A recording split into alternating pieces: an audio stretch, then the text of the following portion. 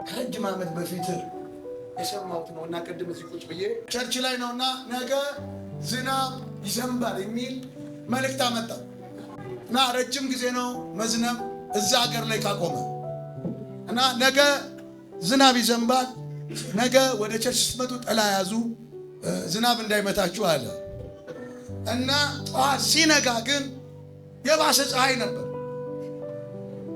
የባሰ ፀሐይ እና ወደ ቸርች ሊሄዱ ሲሉ እናትየው በጣም ረፈድ አለባትና ልትወጣ ስትል ልጇ እንደዚህ አለች፣ ጥላን ያዝ።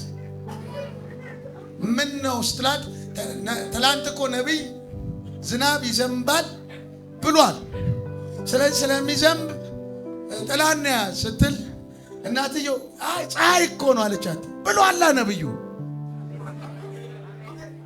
አዛ እናትየው እሺ በቃ ልጅ ስለሆነች አንቺ የራስሽን ጥላ ያዥ አለቻት።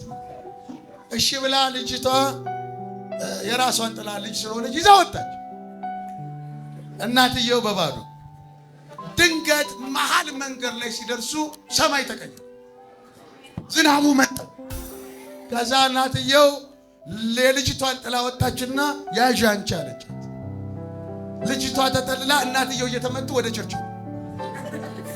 ከዛ የልጅቷን እንጠለል አላልኩም አለ ስላላመንኩ ቅጣቴ ዝናብ መማታት ነው አለች እናትየው። ለሆነ ሰው እንዲህ ብያለሁ፣ ተነግሮሃል አይን ይከፈታል።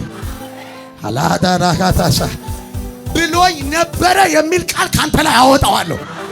ብሎኛል ይሆናል፣ ብሎኛል ይሳካል፣ ብሎኛል እቀጥላለሁ። ነበረ የሚል ቃል ካንደበት ነቀል። እንግዲህ አንድ ነብይ ነው የተነበየው፣ ሁለት እይታ ነው የሆነው።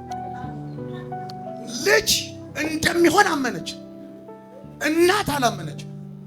እናት የሚታየውን አየች፣ ልጅ ደግሞ የማይታየውን አመነች። ለሆነ ሰው ዛሬ ትጥቅሽን ያስፈታ እባብ ይሞታል። እና አንድ ትንቢት ነበረ ዛሬ የምጸልይላችሁ፣ እጅ ጭኜ የምጸልይላችሁ ለአንድ ነገር ነው።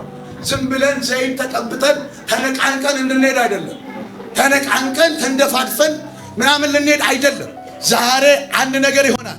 ይሄን ዘይት እላችሁ ላይ እጅ ከጫንኩ በኋላ እንዲህ ይሆናል። ፍሬያችሁን የሚበላውን እባብ እገለዋለሁ። በኢዩኤል የተባለው ትንቢት ይፈጸማል። በኢዩኤል የተነገረ ሐዋርያ ሥራ ምዕራፍ 2 ላይ ዓርብ የጀመርኩትን ነው የምጨርሰው። አሜን ነው ወይ? በኢዩኤል የተባለ አንድ ትንቢት ነበረ። ምን የሚል? በሥጋ ለባሽ ሁሉ ላይ ከመንፈስ ምን እላለሁ የተነገረው በኢዩኤል ነው። አሁን ሐዋርያ ሥራ ላይ ደርሰዋል። ቁጥር 17 ላይ ደርሰዋል። ማናቶስ እስኪ አንድ ሰው እጁን ከፍ አድርጎ መንፈስ ቅዱስ ይላል። ና ቀባይ በለው። የበረከት ጉዳይ የቅባት ጉዳይ። ቅባት ማለት መንፈስ ቅዱስ ነው። አሜን። ሰው መንፈስ ቅዱስን በተሞላ ቁጥር በሽታና ድህነት ከላዩ ላይ ይሄዳል። አሜን። በተሞላ ቁጥር ጤንነት ይሞላብሃል። አሜን። በተሞላ ቁጥር እንደዚህ ይሆናል። ይሁን አለመሳካት ካንተ ላይ ይወጣና አሜን፣ በረከት ወደ አንተ ይመጣል። አሜን። ለምን ቢባል መንፈስ ቅዱስ በራሱ ምን ስለሆነ አምላክና አዳኝ ነው። አሜን። አሜን በለኛ። አሜን። ለዛ ነው የእግዚአብሔር መንፈስ ይለውና እንደዚህ ነው የበረከት አሜን። ዝም ብሎ በባዶ ራባባባባ የሚያስብል ብቻ አይደለም። ፍሬ ያለው ነው፣ ኃይል ያለው ነው፣ ቅባት ያለው ነው፣ እንዲህ የሚያደርግ ነው፣ ያሰቃየን የሚነቅልልህ ነው። ዛሬ ጸሎታችሁን ያንደበታችሁን ቃል እንዲያደርገዋለሁ። ለአጋንንት እሳት ይሁንበት። የነቀላችሁት ይነቀል ብዬ ዛሬ ማን ነው ዛሬ? መንፈስ ቅዱስ፣ መንፈስ ቅዱስ ና በኔ ላይ፣ ና በኔ ላይ። እንዲህ ነው እኮ አለ። በእነሱ ካለው ይልቅ ማለት እኮ በእነሱ አለ ማለት ነው። የለም ማለት አለ ማ አጋንንት በእነሱ ካለው ይልቅ ማለት በጨለማው የሚሰራው መናፍስ ከሱ ይልቅ አለ የእናንተ ይበልጣል ካለ የእነሱ ጫት ብለው በእስክሪብቶ በቀይ እስክሪብቶ ቆዳ ላይ ደግሞ ደም አፍስሰው ገንዘብ ካመጣላቸው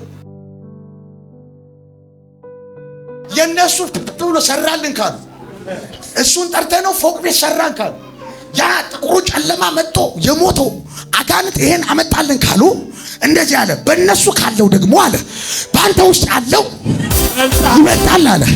እና ታዲያ ዛሬ እንደዚህ ሆና ያ ቅባት በላይ ላይ ይውረድ። ምንም ያደረገው ከነሱ ገልብጦ ወደ አንተ የሚያመጣው አሜን። እና አንድ ነገር ተፈጠረ።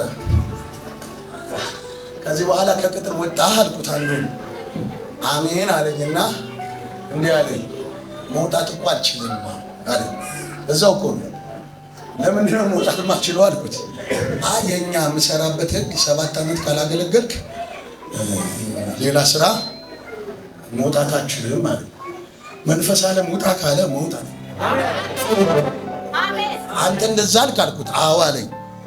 አሁን የመጣውን ቅባት እንዳይሰራ እያደረገው ያለው የእሱ መረዳትና የእሱ አፍ ነው።